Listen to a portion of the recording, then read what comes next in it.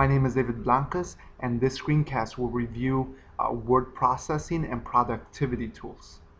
I will specifically review 10 Web 2.0 tools or apps during this screencast. The 10 tools or apps I will review are as follows. Number 1, Doodle. 2, Workflowy. 3, Asana. 4, IA Writer. 5, Textilis. 6, Google Calendar. 7, Google Drive. 8, Flubaroo. 9, Doctopus. And 10, G-Class Folder. And I will rate each tool, each app according to this graph in terms of how easy it is to use, its interface and how it looks, how compatible is it to share work with others, its compatibility to the curriculum, and how likely I am to use it. I'm rating it on a scale 1 to 5, 1 being the lowest score and 5 being the highest score. So let's review Doodle first. You can visit Doodle at doodle.com. In essence, a Doodle is a scheduling tool. It helps you create schedules with people. As you can see right here, you can see the various times that everyone is available, making it easier to do a group scheduling, or you're able to do one-on-one scheduling if you choose. One thing that's great about this app is that it's compatible with your calendars. As you can see, you got Google, Yahoo, and various other types of calendars. So you can sync it, which says right here, it helps you avoid conflicting bookings. And again, it helps you with the one-on-one schedule. You can easily create a Doodle account. There's a free version and then there's a premium one where you do have to pay, but it comes with more options. I'm going to click on view an example so you can see how it looks on the online website. But basically, you put that you want to have a monthly meeting. You push this out to your people, they submit their name and check mark when they're available, then click save. Doodle is also available on the iPhone as an app, and this is what it would look like. Here's your dashboard, all of the events and schedules that you want to keep. Here's, for example, here's a barbecue at the lake. When you click on that event, it takes you to this screen and you're able to invite participants, edit any information, place comments, things of that sort. So my review of Doodle, I put a 4 for the ease of use. It looked pretty simple to use. The interface is pretty simple, easy to follow, so I gave it a 4. You can easily share your schedule with the people that you want. So again, I placed that as a 4. The curriculum compatibility, I don't know how I can incorporate this with the curriculum, so I put a 2, but that's because I'm not too sure how to use it, and because of that reason I most likely will not use it in the classroom, but I can see it being used for department meetings and things of that nature. The next app is called Workflowy. Workflowy is an app for taking notes and making lists. This is how it would look on your phone. As you can see, it's all in outline form. Uh, it's all bullet pointed. One thing that's really great about this app is that it really models how your brain works and organizes information. As you can see, you're able to use the hashtags right here, zoom in, hashtag awesome. So there's a lot of options that you can do with this, just so you can be able to find different notes and things of that sort. As you can see on the screen here, you can mark things as complete, you can add more notes, you can collaborate with people and share your notes, and you can sync between computers and devices, and also you can search different things online. So there's a lot of amazing things that the Workflowy provides.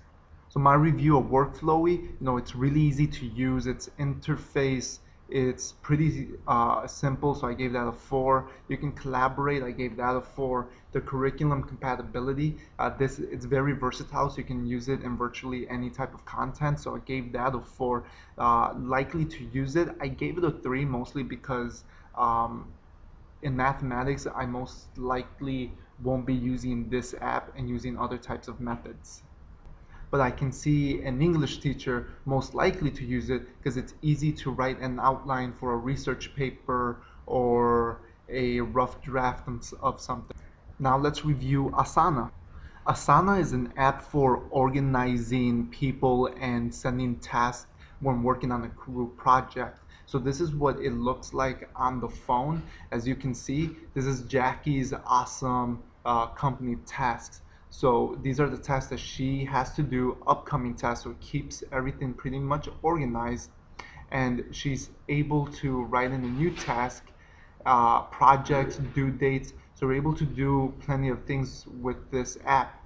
But what makes it outstanding is that you can add people onto your task or whatever assignment, and you can assign them specific tasks. So for example, if you're working on a editorial project and you need pictures, you can assign Greg right here to gather all of the pictures. And so that's something that makes it stand out from other ones. Example, Stephanie assigned to me, it said assigned to you, recruit volunteers for usability test. So this would appear as a notification on my phone, and she asks, can we get 6 people for the study on Friday? So this is a way to hold everyone accountable.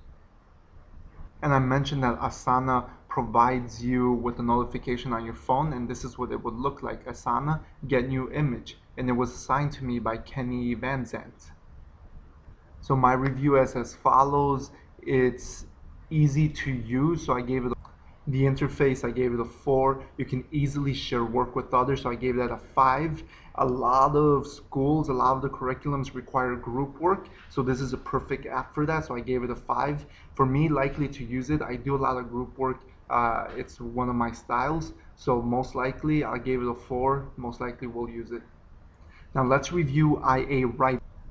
IA Writer is a writing app. As you can see, this is what it will look like on the iPhone. It's very simple. It costs about $5, but it's a very powerful app for one big reason. The main reason is that it promises to be a noise-free writing experience. So it helps you focus on what you are writing. As you can see here on how it looks on the iPad, whatever you're looking at, everything else kind of fades into the background, so you can just focus on that one part to edit, to write, or anything like that. And part of that noise-free promise is that as soon as you start typing, everything else disappears. Notice that there's no heading, there's no Wi-Fi bar or image or anything like that. As you can see here, it shows it, but that's because the person is not editing. And so that's one of the promises and one of the unique features. And again, it's about $5 for the iPhone or for the iPad. So for my review, ease of use, I gave it a 5. The interface, I gave a 5. Share work, I gave it a 3 because it seems like you can only share it through Dropbox or iCloud and in no other format. Curriculum compatibility, I see this only useful for certain contents like English or history class. And for me to likely use it, I gave it a 1 just because of the cost. There's other free word processing tools like Google Docs that I can use instead. So now let's review Textilis. Textilis is another word processing tool. This one is compatible with various other word processors in your desktop and your desktop PC or Mac like Microsoft Office. There's a free version and a pro version. The pro version obviously has more tools, but as you can see, it works similar like Microsoft Office, where you're able to add graphs, you're able to add headers in different fonts and colors. And this is only compatible with the iPad, not an iPod or an iPhone or anything like that. And again, you can convert documents in PDF, in Word, HTML, text. You can search for things, you can write your notes, add images. And it's very simple to use to type things down. And again, you can add different types of images and graphs on here. So it's a very powerful tool, especially because there is a free version.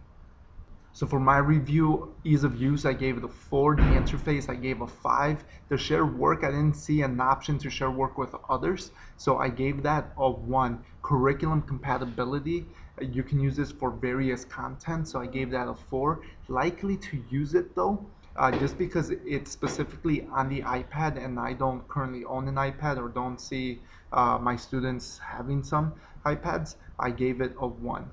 But for classes that do have iPads and their students have iPads, this is a great app to use, especially because there's a free version for it.